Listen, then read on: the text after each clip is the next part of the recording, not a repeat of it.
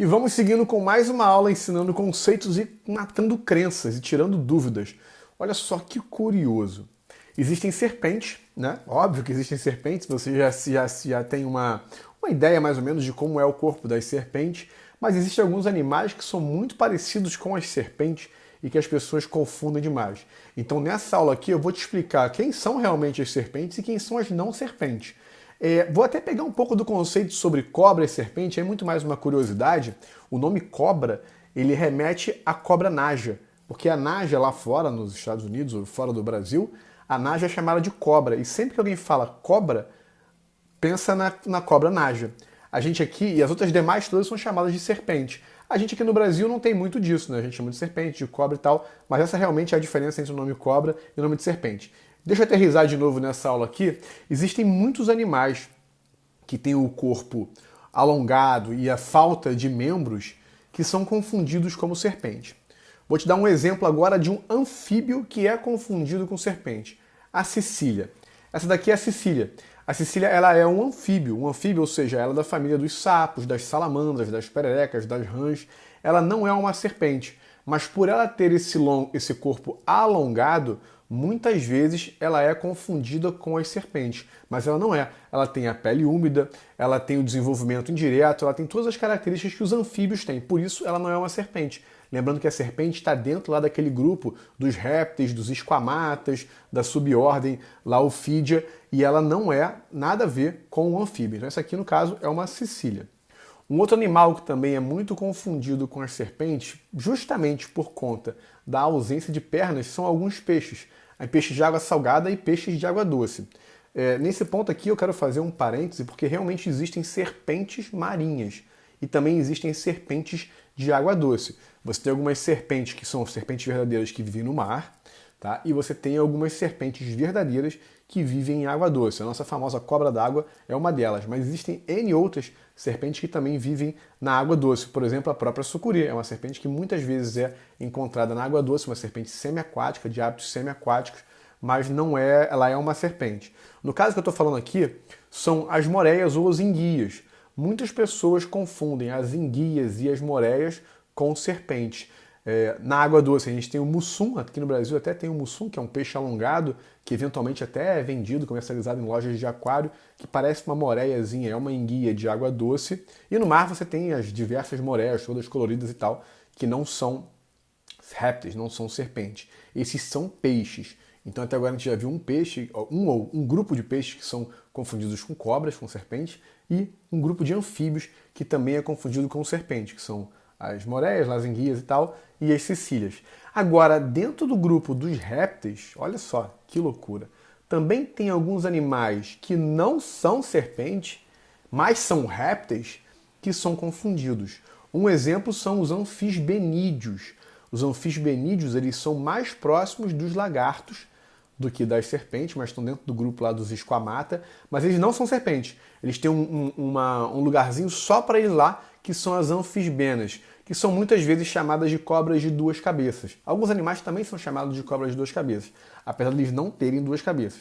Então os anfisbenídeos são mais próximos dos lagartos, mas eles têm o grupo deles lá, são anfisbenas, e são confundidos com serpentes. Esses também não são serpentes. Um outro grupo legal são das cobras de vidro. Quem já ouviu falar em cobra de vidro e até uma curiosidade de por que o nome é cobra de vidro? Na verdade, ela não é uma cobra. As cobras de vidro são lagartos. E o nome popular deles são os ofióides e alguns outros, mas o nome cobra de vidro vem pelo seguinte: como a grande maioria dos lagartos, esse réptilzinho, esse lagartinho, quando você pega ele pela extremidade da cauda dele, realmente ele tem uma cauda, quando você pega ele pela extremidade da cauda dele, ele solta a cauda, assim como a lagartixa e assim como diversos outros lagartos. Então esse fato das pessoas, quando encontrarem ele, pegarem e ele soltar a cauda, dava a falsa impressão que esse animal quebrava. E se ele quebrava, e resolveram chamar de cobra de vidro, porque é um animal que solta a cauda é um animal que se quebra, então seria uma cobra de vidro. Agora, o mais legal desse lagartinho é que quando você olha ele de longe, ele realmente tem um corpo esguio e sem patas, igual uma serpente. Mas quando você olha bem de perto dele, bem próximo ao lado da cloaca dele, lá bem próximo ao final do corpo dele, ele tem duas abinhas que são pernas vestigiais. Ou seja, esse animal é meio que, vamos chamar de um elo perdido ali entre os lagartos e as serpentes. É um animal que está dentro desse processo de evolução, né? Uma espécie que está ali no meio da evolução, que ela já não tem mais os membros anteriores, né? Já não tem mais os bracinhos dos lagartos, esses membros já foram encolhidos. E na parte posterior do corpo, as pernas também já se encolheram. Mas você pode notar que ele tem ali as perninhas vestigiais e ainda apresenta a cauda, que também consegue soltar ela. Uma outra característica bem legal desse lagarto e que diferencia lagartos de serpente é que nesse grupo de lagartos eles conseguem piscar. E a gente sabe que existem realmente alguns lagartos que não piscam, têm dificuldade para pescar ou não piscam, mas nenhuma serpente tem pálpebra. Então, quando a gente entra nessa linha de características das serpentes, as serpentes não possuem pálpebras. E como esse lagartinho, a cobra de vidro, tem pálpebras, também fica fácil da gente ver que ele não é uma serpente. Esse é muito legal, né? A cobra de vidro. Ainda falando de lagartos que se parecem com serpentes, existe uma superfamília chamada Esquincomorpha, que são lagartos que têm as 4 perninhas. Esse, na verdade, tem as 4, né? Esse que eu falei agora, o Ophioides, que tem aqui no Brasil, a cobra de vidro, ele não tem mais as perninhas da frente, as patinhas da frente, e as patinhas de trás são só vestigiais. Essa outra superfamília dos Esquincomorpha, alguns dos lagartos têm sim as 2 patinhas da frente e as 2 perninhas de trás, só que elas são bem encurtadas e o corpo deles é muito mais alongado. A gente tem até aqui no Brasil o Diplogossus, que é um animal muito maneiro, né, que está já até sendo criado para pet também, mas ele já tem as perninhas maiores. Mas quando você olha o corpo dele alongado e a forma com que ele se movimenta, assemelha-se muito a uma serpente. E aí muita gente, na hora de ver, sabe como é que funciona, né? Esse lance de é cobra ou não é cobra, né? Você olha de longe. Se mexeu, você, que eu digo a gente não, né? Que somos criadores de cobra. Mas quem realmente tem problema com serpente, tem medo de cobra, olha de longe, pareceu uma cobra, é melhor pensar que é cobra e salvar a vida do que olhar de perto. Mas a gente que já trabalha com isso, consegue olhar um pouco mais de perto, já tem uma afeição maior, a gente consegue analisar e realmente você vê que é um lagartinho, porque você consegue ver as perninhas e todas essas outras características que eu falei, dos olhos, da cauda e etc. Mas eles parecem muito com serpente. Muitas vezes também são confundidos com serpente. Esses que eu falei até agora são dos grupos mais, vamos dizer assim, que confundem um pouco mais.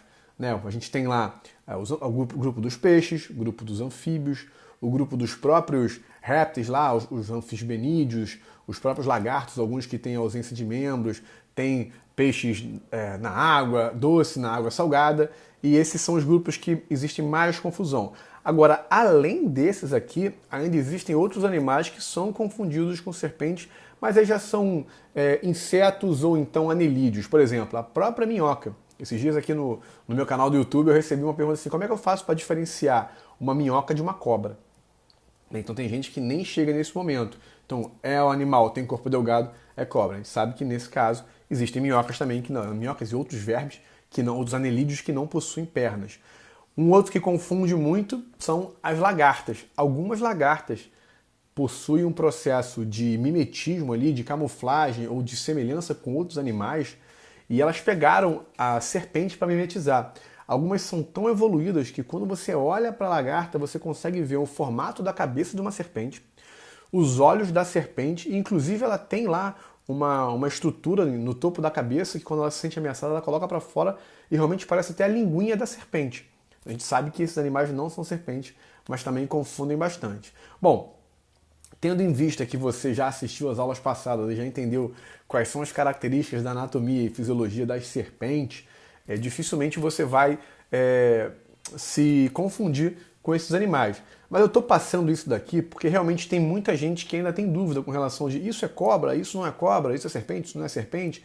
E eu acho que essa aula aqui pode te ajudar bastante para você clarear alguns conceitos na mente e saber se realmente é uma cobra ou não é uma cobra.